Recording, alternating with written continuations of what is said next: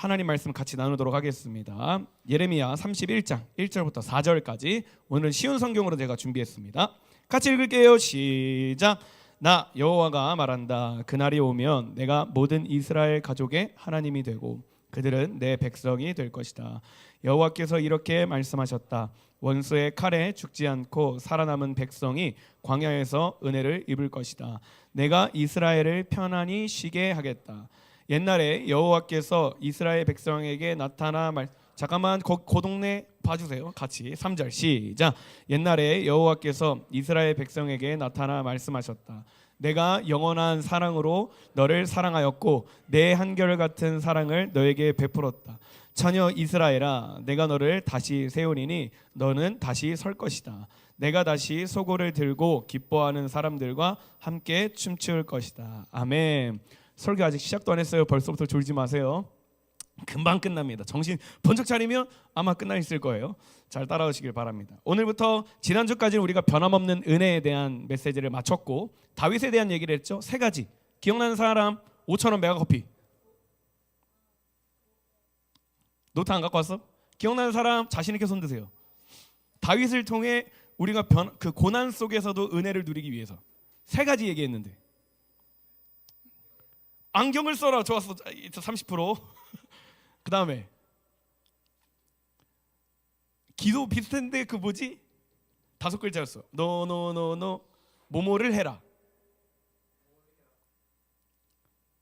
5,000원 너네 너무 쉬워? 그거 했고 믿음의 선포로 해라.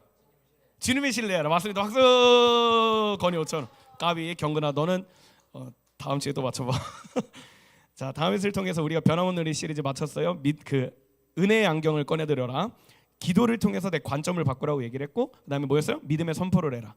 그 다음에 주님을 신뢰해라 라는 말씀을 나눴습니다. 오늘부터는 한 달 동안 약 5주 동안, 다음 주 빼고 5주 동안 변함없는 사랑에 대해서 나눌 거예요. 언체인징 하면 꼭 세 가지를 기억하라고 얘기했어요. 뭐는 변하지 않는다. 말씀은 변하지 않는다. 두 번째, 복음은 변하지 않는다. 세 번째, 예수님은 변하지 않는다. 제가 이번 주에 독감이 걸려가지고 굉장히 힘들었어요.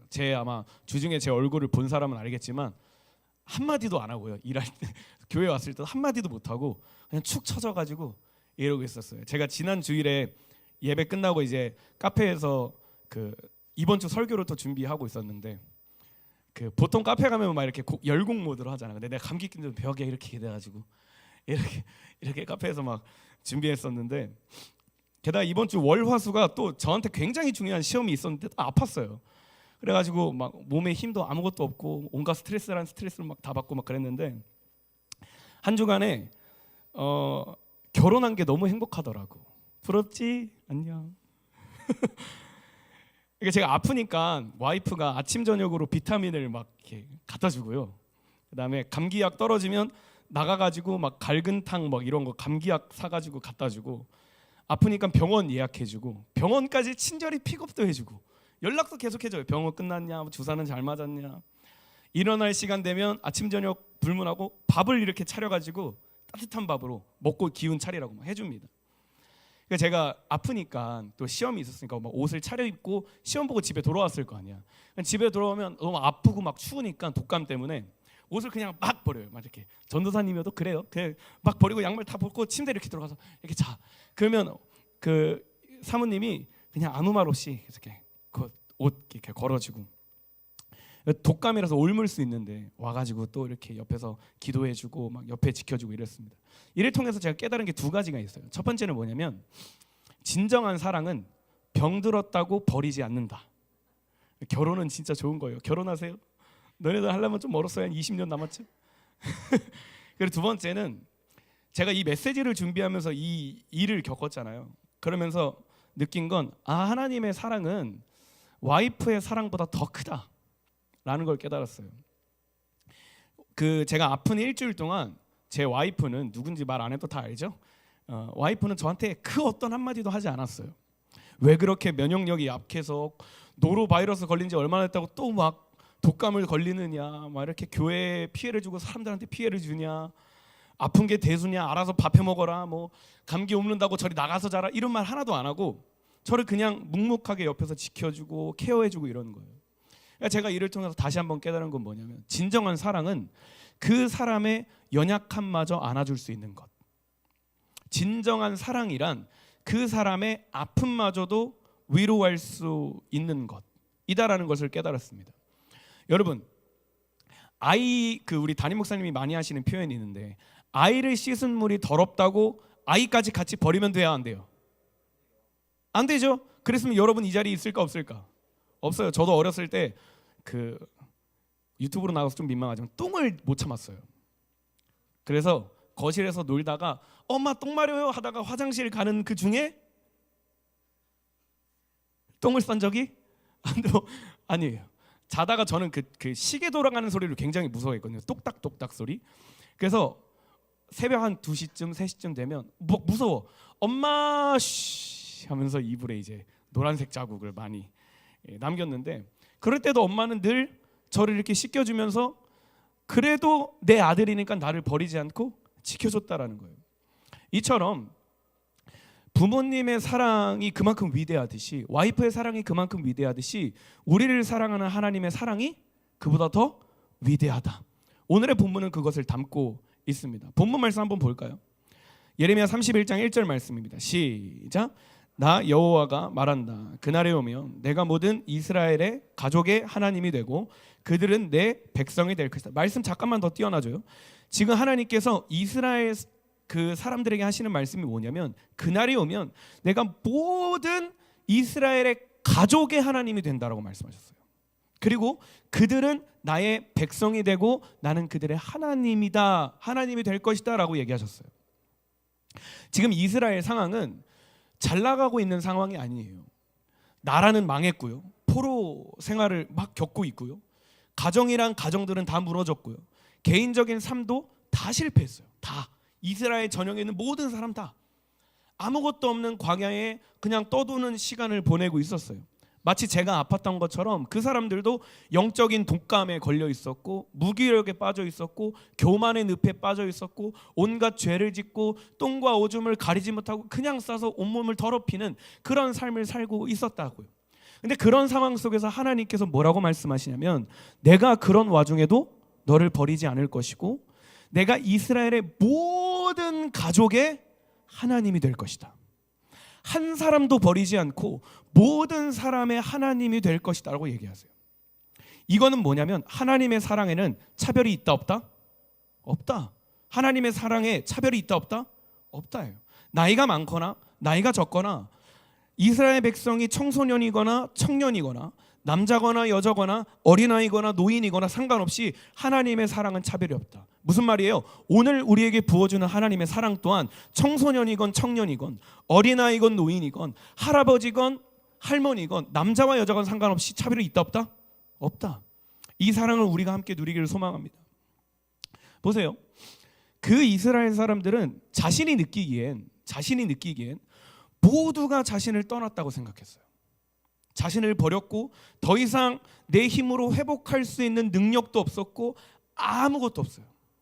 온갖 죄는 계속해서 짓고 있고 실패는 계속해서 반복되고 있고, 그러니까 그들 안에 어떤 인식이 있냐면, 뭘 해도 실패하고 다시 일어나려고 해도 또 넘어지고, 죄를 안 지으려고 하지만 또 죄를 짓고, 막 외부에서 온갖 나라들이 막 쳐들어와가지고 내 와이프 뺏어가고 내 아기들 뺏어가고 온갖 이런 상황이 벌어지니까 그들 안에 하나님은 나를 버렸구나, 하나님은 나를 포기했구나, 이런 생각이 들었던 거예요.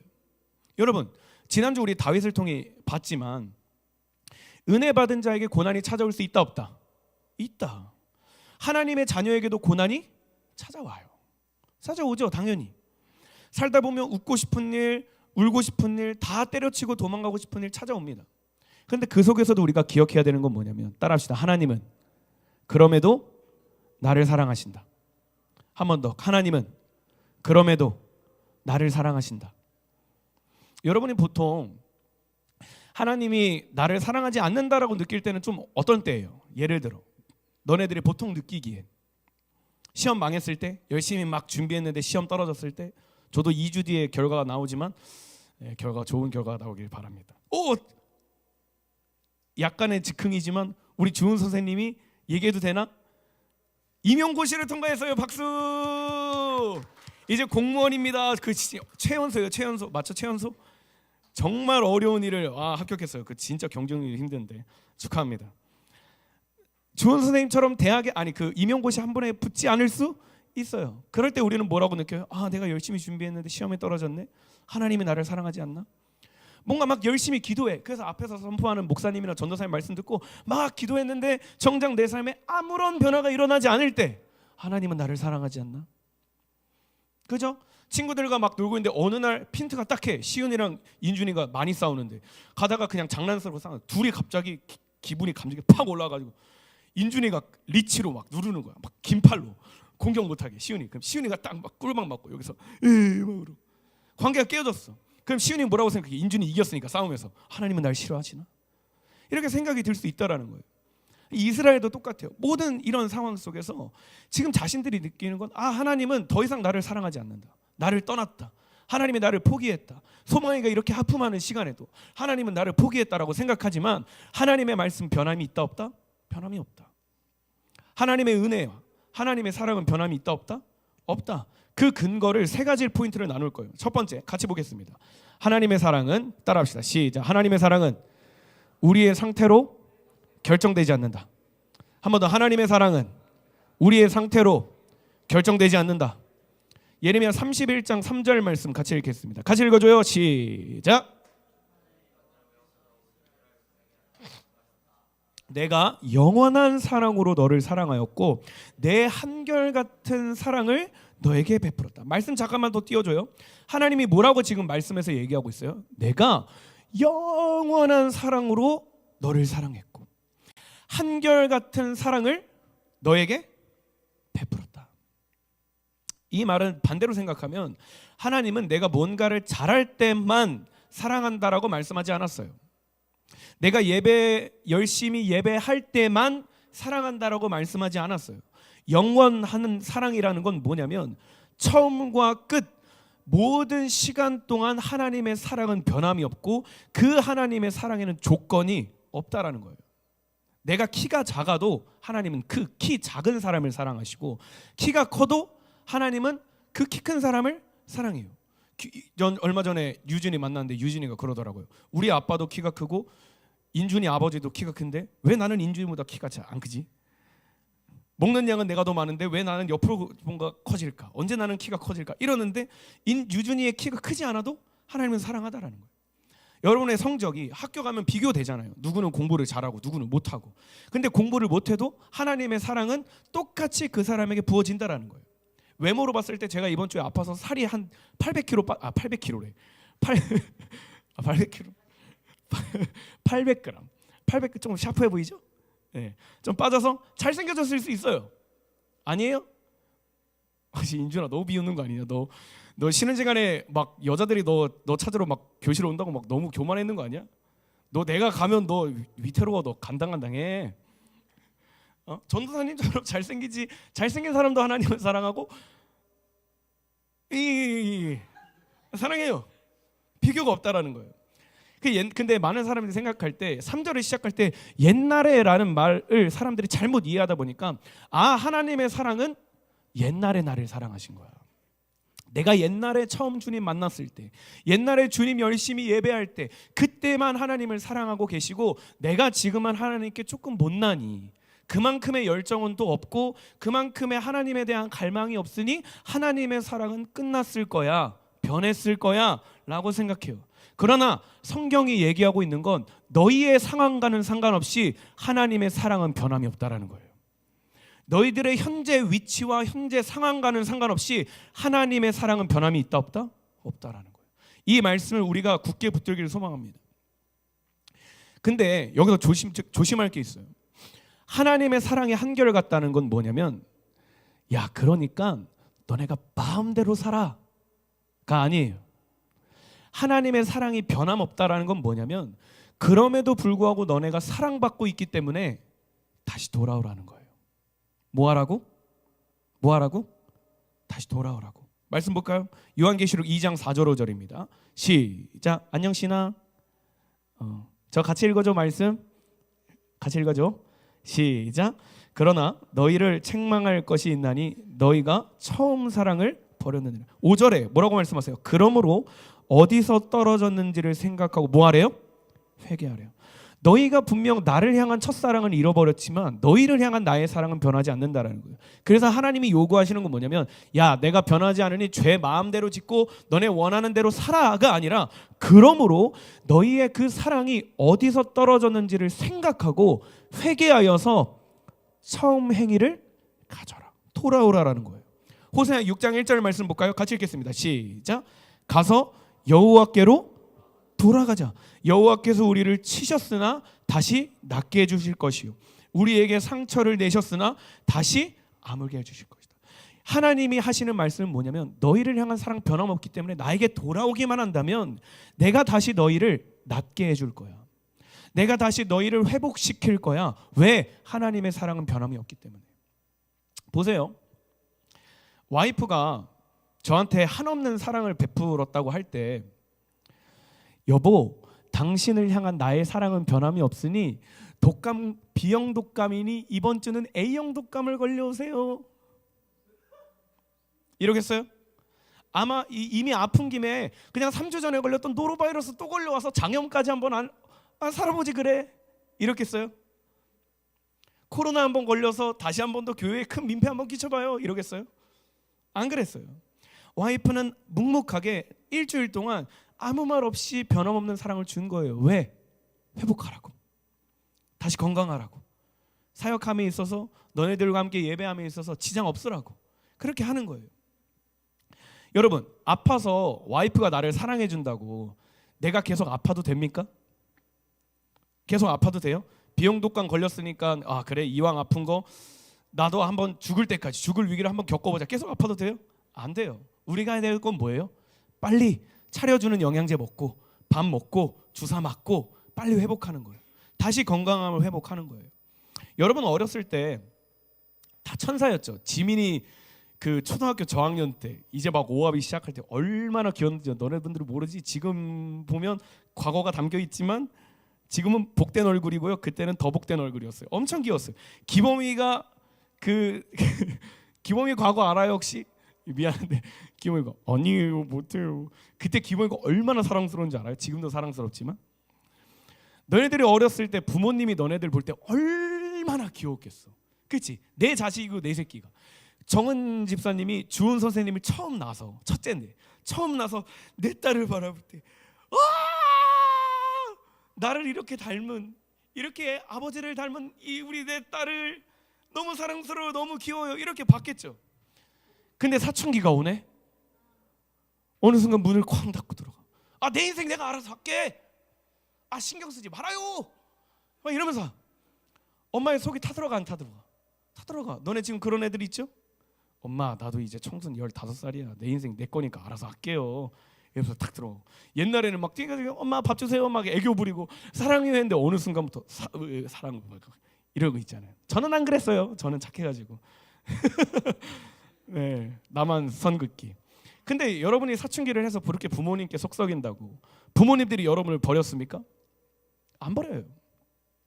여러분들에게 주던 밥 멈췄어요? 아니에요. 부모님들은 뒤에서 끊임없이 기도해주고 끊임없이 밥해주고 끊임없이 빨래해주고 끊임없이 기다려주는 거예요. 왜요? 하루속히 너네들이 돌아오라고. 목요일 날 보면 너네들은 잘 모르겠지만 어머니 기도회라는 걸 우리 교회에서 해요. 아침에 그 보면요, 한 30명 40명의 부모님들이 나와서 자녀들을 위해서 그렇게 울면서 기도해요. 저도 이제 거기에 이제 참여하니까 볼 때마다 마음이 막 뭉클해져. 아, 얼마나 간절함으로 이 기도에 오셔서 자녀를 위해 기도할까. 그들은 당장에 기도하고 변하지 않는데도 불구하고 어머니들을 와서 돌아오기를 바라고 기도하고 소망하면서 눈물로 기도하고 있는 거예요. 하나님도 사랑도 마찬가지라는 거예요. 여러분의 상황과 상관없이 하나님의 사랑은 변함이 없는데 그 사랑, 변함없는 사랑을 주는 이유는 여러분이 돌아오라고. 할렐루야. 그래서 내 상황 때문에 하나님의 사랑이 변할 거라는 잘못된 생각을 버릴 수 있기를 소망합니다.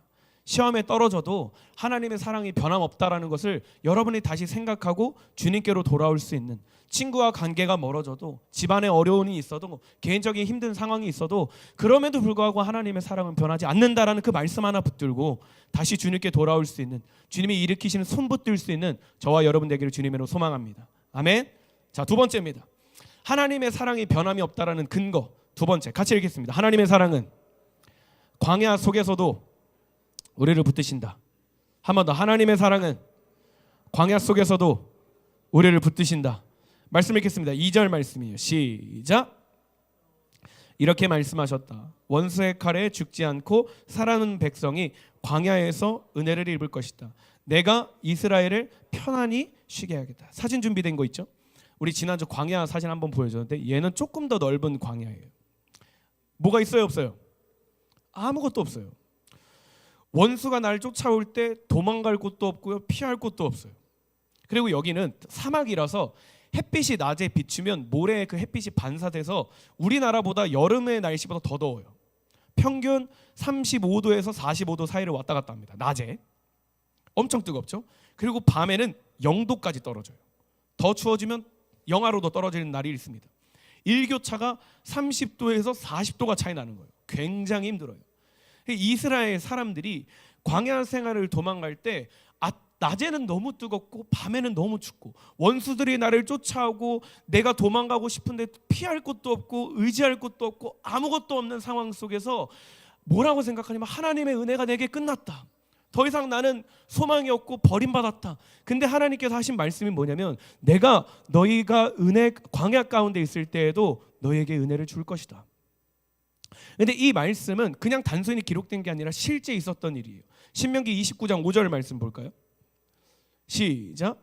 여호와께서 여러분을 40년 동안 광야 가운데로 인도하셨고 그동안 여러분 몸에 걸친 옷과 신발은 닳지 않았어. 이스라엘 백성이 애굽에서 나와서 40년 동안 이 방금 있었던 광야를 계속 걸어 다닌 거예요. 40년. 40년이면 소망아 너 몇 살이니? 12살이야? 13살이야? 너가 3번 다시 태어나서 지금처럼 살아도 1년 더 남는 시간이에요.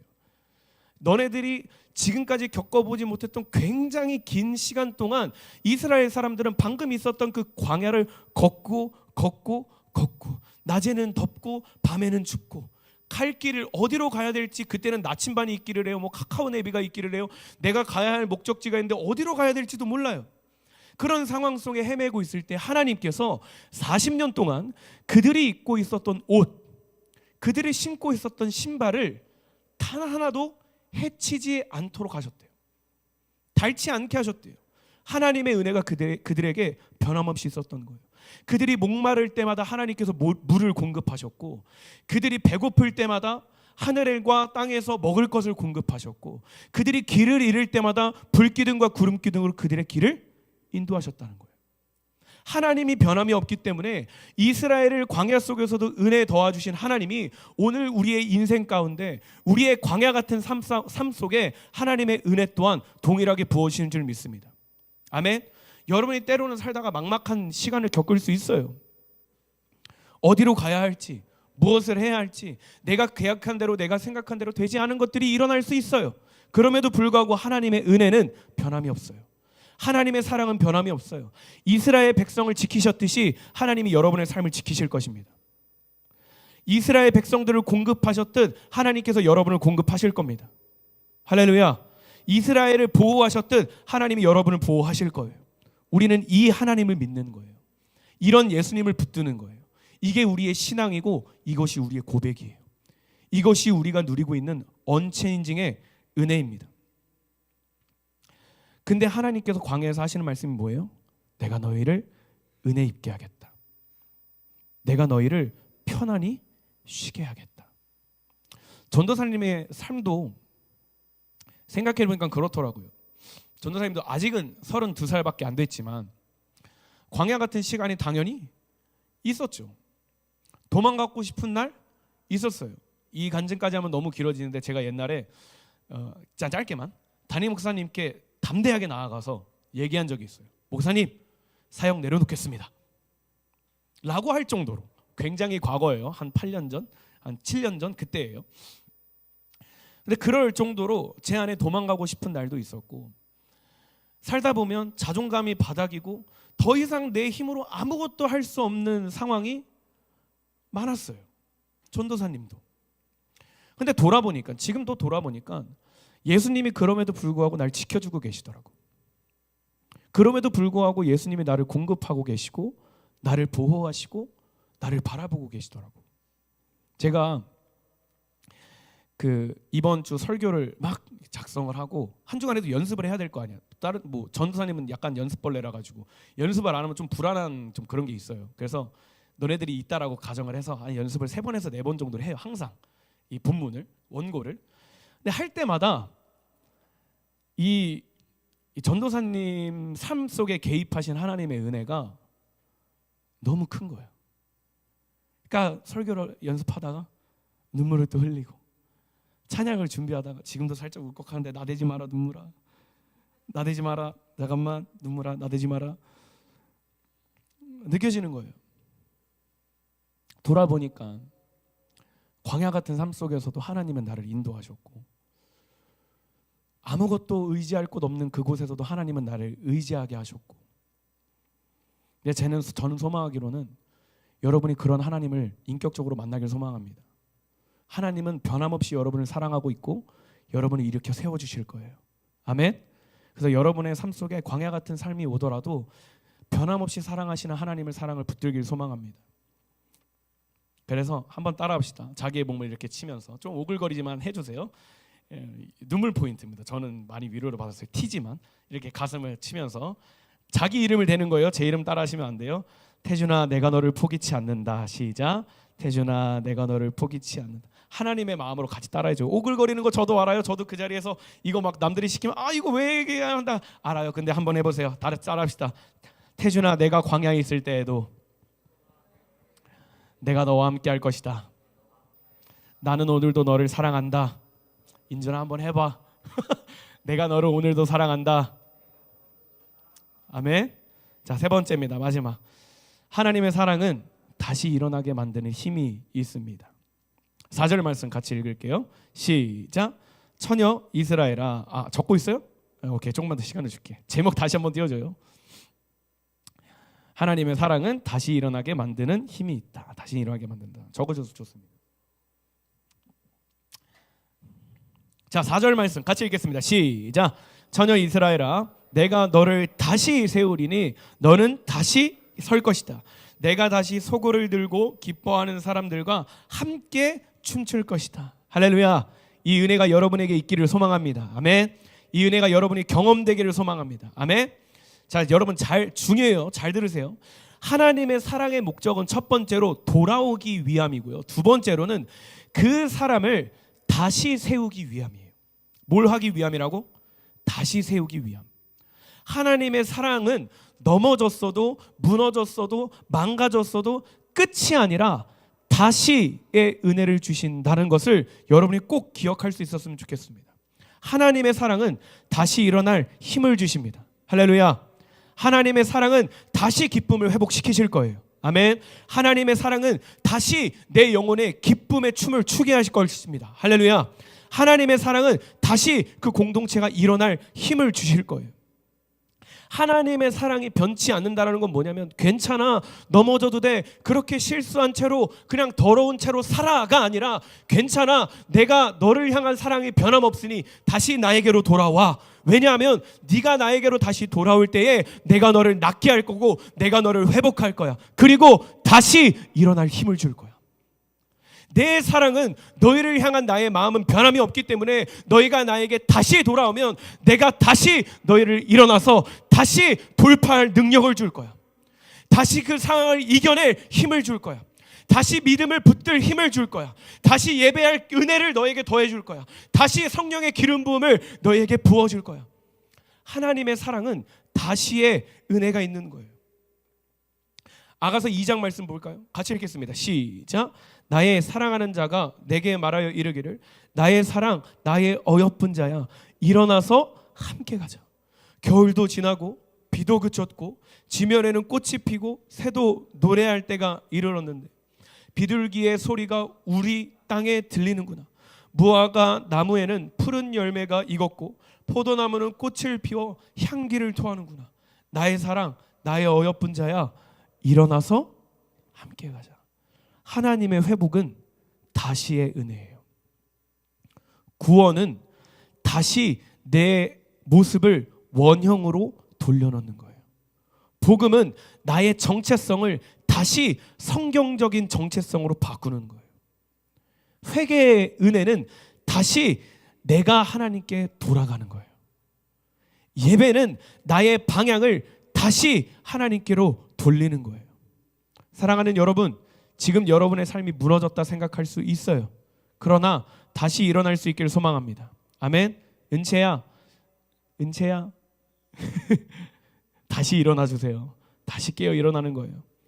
당장의 여러분의 삶 속에 하나님이 느껴지지 않을 수 있어요. 마치 하나님이 없는처럼 삶을 살아갈 수도 있어요. 결단했지만 또 넘어졌을 수도 있어요. 옛날에 은혜 받았던 모습에 비해 지금의 여러분의 열심이, 하나님을 향한 갈망이 무너지고 희미해졌을 수 있습니다. 하지만 다시 일어날 수 있길 소망합니다. 아멘. 따라합시다. 다시 주님께 달려가자. 다시 말씀 붙들자. 다시 기도의 자리를 회복하자. 다시 하나님을 바라보자. 다시 하나님을 예배하자. 하나님의 사랑은 우리를 일으키는 힘이 있는 줄 믿으시길 소망합니다. 아멘. 하나님의 사랑은 다시의 은혜가 있는 거예요. 그래서 여러분, 세 가지 마지막만 하고 마치겠습니다. 우리가 이 다시의 은혜를 붙들기 위해, 하나님의 변함없는 사랑을 누리고 경험하기 위해 세 가지 있습니다. 따라합시다. 감정이 아니라 말씀으로 사랑을 확인하자. 두 번째, 광야 속에서도 하나님께 하소연하자. 세 번째, 다시 시작할 수 있는 작은 행동 하나를 정하자. 자, 다시 한번 더 따라해 주세요. 감정이 아니라 말씀으로 사랑을 확인하자. 광야 속에서도 하나님께 하소연하자. 다시 시작할 수 있는 작은 행동 하나를 정하자. 이 세 가지의 실천이 이번 한 주 동안 여러분의 삶 가운데 있기를 소망합니다. 하나님의 사랑을 어떤 상황과 환경으로 컨펌받는 게 아니라 하나님의 말씀으로 확인하는 거예요. 그러기 위해서 뭘 해야 돼요? 다시 말씀으로 돌아가야 돼요. 다시 포도알갱이 결단해야 돼요. 내가 결단했고 이번 주 못 지켰지만 다시 돌아오는 거예요. 그래서 이것을 통해 하나님의 사랑이 변함없다라는 걸 느낄 수 있는 여러분 되기를 소망합니다. 아멘. 두 번째는 광야 같은 상황 속에서도 하나님께 하소연하는 거예요. 믿음의 안경을 다시 꺼내 들고 믿음의 선포를 하고 주님을 신뢰하는 거예요. 광야 같은 인생 속에서 하나님을 붙들면 하나님의 사랑이 여러분에게 경험될 줄 믿습니다. 아멘. 세 번째는 하나님께서 다시 일으켜 주신다면 그것을 그래 회복했구나로 끝나는 게 아니라 작은 한 걸음을 내디딜 수 있는 한 주가 되길 소망합니다. 다시 결단해서 그래 이번 주는 내가 수요 예배 한번 나가봐야지. 내가 월요일 원띵하우스 예배 자리는 좀 지켜봐야지. 내가 이번 주는 말씀 2장 하루에 1장 정도는 내가 읽어봐야지. 그래 내가 금요 예배는 적어도 학원 한번 얘기하고 이 불편한 거 귀찮은 거 좀 일어나서 예배 자리에 한번 사모해봐야지. 이것을 결단하고 그것을 실천할 수 있는 여러분 되기를 주님의 이름으로 소망합니다. 아멘. 말씀 마무리하겠습니다. 찬양팀 나와주시고. 오늘 일찍 끝났어요. 제가 이번 주에 그 포도알갱이를 하면서 좀 새롭게 와닿은 부분이 있어요. 아마 참석한 친구들은 알 텐데 요한 1, 2, 3서를 이렇게 읽을 때 요한 3서인가 2서인가 3서였던 것 같아요. 보통 이제 우리 교회 통독 스케줄이 하루에 10장씩이에요. 그러다 보니까 요한 1, 2, 3서라는 성경책에 있는 건 알고 있죠. 요한계시록, 유다서 전에 있어요. 근데 그게 성경 거의 끝부분에 있고 거의 한 장, 뭐 5장 이렇게 있어가지고 보통은 이렇게 슉 읽고 넘어가거든요. 근데 포도알갱이는 분량이 작잖아. 읽는 분량이. 그래서 좀 집중해서 읽다 보니까 좀 이렇게 말씀이 새롭게 와닿는 거예요. 이 얘기해도 되나? 메시지가 간략하게 가이오라는 사람에게 편지를 쓰는 내용이에요. 당신의 사역이 훌륭하고 주변 사람들을 잘 돌보고 있고 뭐 이제 그런 위로의 편지를 쓰면서 뭐 교회에 지금 2명의 모습이 있다. 한 사람의 잘된 모습, 한 사람의 못된 모습, 이런 얘기하고 있어요. 근데 그 성경 한 장을 읽는데 저한테 뭐라고 다가왔냐면 사람 보지 않고 사역하고 있어서 고맙다. 사람을 위해 섬기는 것이 아니라 하나님을 위해 예배하고 있어서 고맙다. 이 말씀으로 저한테 묵상이 되는 거예요. 한 번도 그렇게 생각해 본 적이 없는데 요한 3서를 읽을 때 그 말씀이 저한테 팍 와닿고 설교 원고를 다시 읽는데 눈물이 또 나고 느껴지는 거예요. 제가 얘기하는 건 뭐냐면 여러분, 하나님의 사랑을 사람들로 인해서 확인하지 않을 수 있길 소망합니다. 물론 컨펌이 될 수는 있어요. 이 밸런스에 대한 건 나중에 얘기하고, 상황이 좋지 않아도 하나님의 사랑은 변하지 않는다라는 걸 여러분이 믿을 수 있길 소망합니다. 말씀으로 컨펌 받는 거예요. 말씀으로 붙드는 거예요. 그리고 다시 일어날 힘을 얻고 다시 걸어가는 것입니다. 아멘. 우리 이 시간 함께 찬양하고 기도할 때에 여러분의 믿음의 그 결단이 여러분의 입술을 통해 선포되기를 주님의 이름으로 소망합니다.